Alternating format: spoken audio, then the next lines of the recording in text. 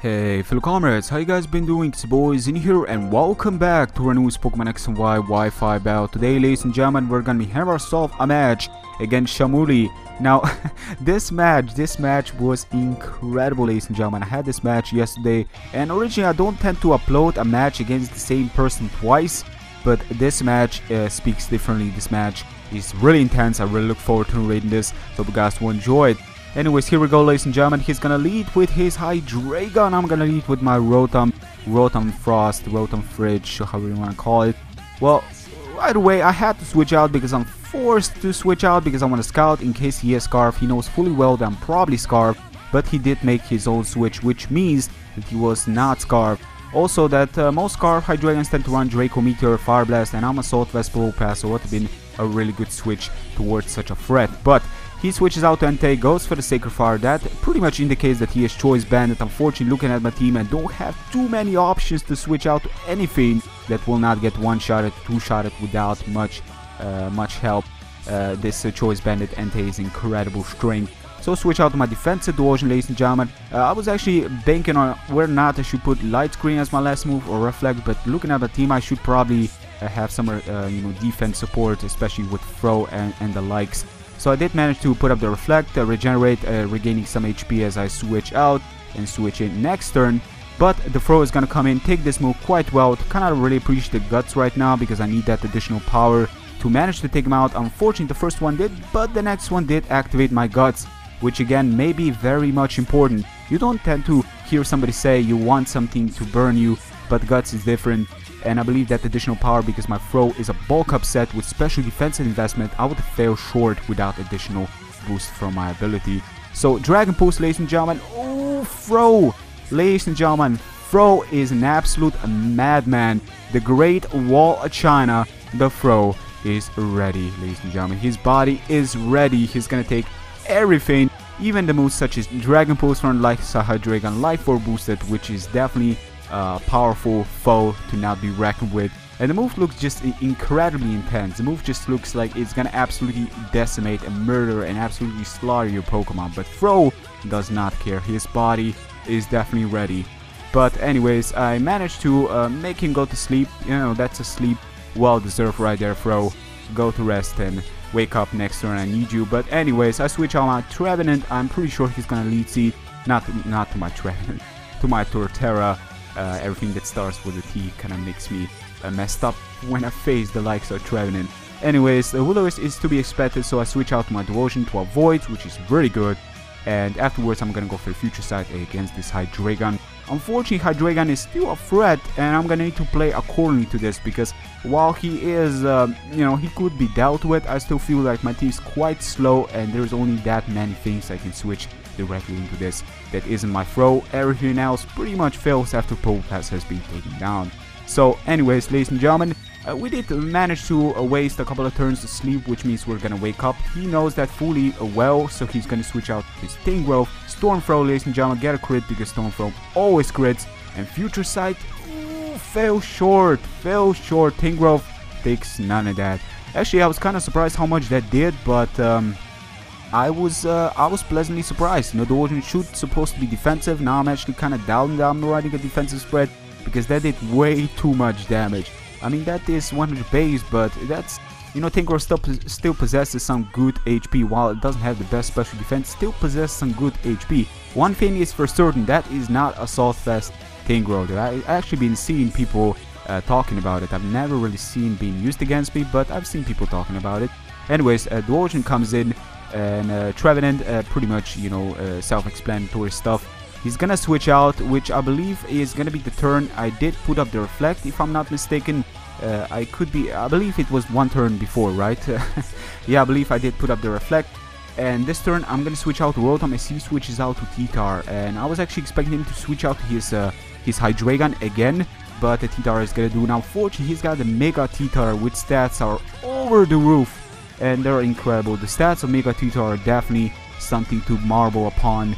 It definitely is a threat. Now, he Fire Fangs expect me to switch out to my Torterra. Based on me probably having the Reflect still up, it would have not done much, but I'm not defensive. I'm mostly like HP invested in attack investment with the Synthesis. But for now, Throh, I know I can take both his stabs. His Earthquake is not gonna take me out, so I can go for the rest. He is fully aware of this, so he switches out to his Trevenant. I just decide to play it safe, take down the T-Tar. If he does decide to stay in while the Reflect is up, I may as well play it offensive. Who knows, maybe without a Reflect, his Earthquake is gonna be doing way too much damage towards me when I would have felt, you know, more comfortable just attacking and at least forced it out. So yeah, Trevenant did manage to lead see me afterwards, which is still fine because as long as my Throh is at reasonable amount of health, I know I can handle. And Reflect pretty much wears off, and honestly, I mean, I'm looking at my stuff. My Duosion pretty much needs the Evil Light, so I'm not using Light Play. I would kind of like the screens to be up there a little bit longer, but you know, the Evil Light, the extra bulk is pretty much the more important factor. That's why I pretty much run Regenerate on Duosion as well, not Magikarp, because once you have the screens up, you want to switch out to your teammates and, you know, take full advantage of your screens. Anyways, this turn I expect him to go for the Stone Edge, expecting me to switch out to, you know, just go for something that isn't Fire Fang. That is what I was expecting, and he did do such a feint. So he is switching out because he doesn't want to take Earthquake, which I believe is exactly what I did. Unfortunately, I misplayed there. I should have gone for the Wood Hammer just in general. Looking at his team, Wood Hammer is a far superior option, and I can at least hit this damage. You know, resist the damage, yes, but I would have still hit it, and that Life Orb would have wear him down to a degree where he would have not been a threat.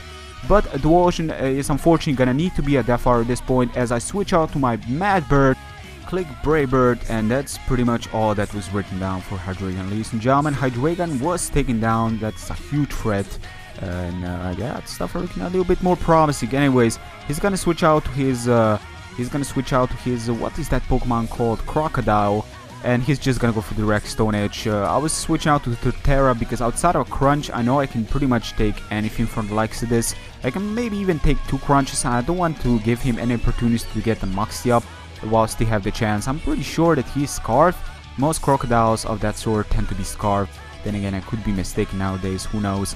But anyways, he's gonna switch out to Tangrowth. I was aware of this switch, but then again, I'm in no position to make double switches, especially after I really want to put up the rocks. You know, getting that additional damage on the switch can definitely matter right now because his Mega Tyranitar is a threat, and I need all the damage I can get on the switch. You know, that extra damage can definitely make his Tyranitar a little bit more handle worthy and whatnot. Anyways, Krookodile is gonna come in after he got rid of my Chore Scarf, which is pretty bad, but unfortunately I'm gonna took him by surprise and go for the Blizzard.